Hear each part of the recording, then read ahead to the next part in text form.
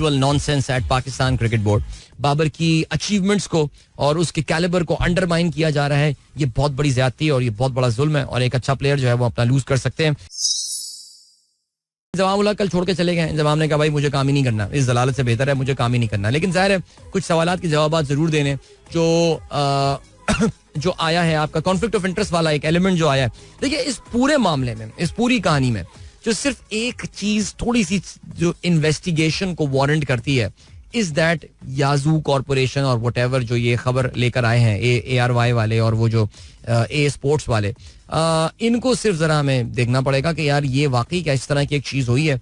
तो उसमें आमतौर से होता है यही है कि यार आप एक कॉन्फ्लिक्ट ऑफ इंटरेस्ट का एक फॉर्म जो है वो एक सबमिट, कोई दुनिया की ऑर्गेनाइजेशंस में ऐसा होता है कि पाकिस्तान क्रिकेट बोर्ड में इस तरह की कोई चीज थी, आपको ये डिक्लेयर करना पड़ता है कि मेरे और क्या काम थे. बिकॉज याद रहे chief selector is a full time job. Inzamam ul Haq is paid in millions of rupees by the way. I think कोई 20-25 लाख रुपए का उनको जो है ना वो पैकेज मिलता है इस चीफ सेलेक्टर बनने के लिए. So did he declare his other business interest. Inzi भाई कहते हैं कि मेरा इन बिजनेस से कोई ताल्लुक नहीं है. तो फिर क्या ये फेक है? अगर ये फेक है तो does he plan to sue these Shoaib Jatts of the world and these ARYs of this country कि यार आप मेरे बारे में गलत बात फैला रहे हैं. ये चीजें जो है वो हमें देखनी पड़ेंगी. बाकी उसके अलावा इसमें और कोई इस पूरे मामले में सिर्फ ये जैसे कहते हैं ना कि एक storm in the tea cup Pakistan में बनाया जा रहा है.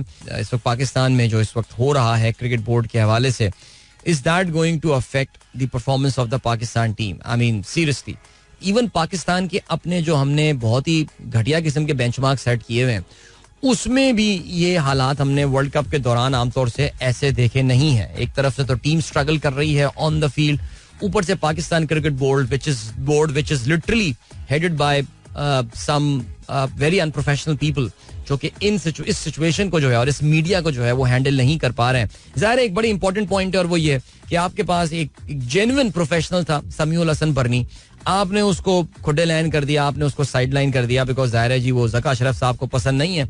और फिर आपने उसकी जगह जो है वो एक्सपेरिमेंटेशंस जो है वो आपकी चल रही हैं. So they are just not able to manage this media. अजीब व गरीब जो कहते हैं ना कि यार they are washing their dirty linen in front of the people and in front of channels like ARY. Seriously, really आपका दिमाग जो है ना वो हिल जाता है.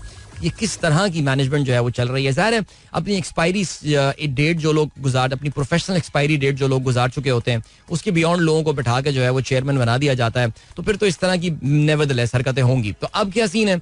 अब ये सुनने में आ रहा है कि जी कल ये जराए ये बताते हैं कि कल काकड़ साहब ने जो है वो अपने लम्स के मिस एडवेंचर के बाद जो है वो मुलाकात की. बिकॉज कल लाहौर में थे तो he called this guy Zaka Ashraf, he called on this Kakar मियाँ और उनसे उन्होंने जाके जो है मुलाकात की. और कहते ये हैं कि जी काकड़ साहब ने उनको एक नॉड ऑफ अप्रूवल जो है वो दे दिया है और कहते ये हैं कि जी इनको एक्सटेंशन भी मिलने वाली है बिकॉज इनका जो काम है वो बहुत जल्दी अब खत्म होने को करीब है. तो जरदारी साहब की पसंद ज़का अशरफ साहब को जो है वो मजीद टाइम मिल सकता है काम करने के लिए या क्रिकेट को मजीद तबाह करने के लिए, जो भी आप जिस तरह इसको देखना चाहें.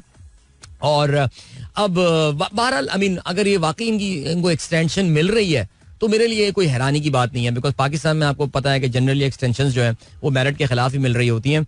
सो ये भी अगर मेरिट मिल जाए, ये भी अगर मेरिट का कत्ल यहाँ हो जाएगा और एक्सटेंशन मिल जाएगी तो हमें किसी को जो है वो बहरहाल इस हवाले से हैरानी नहीं होनी चाहिए. चलें जी, This is Mira FM 107.4.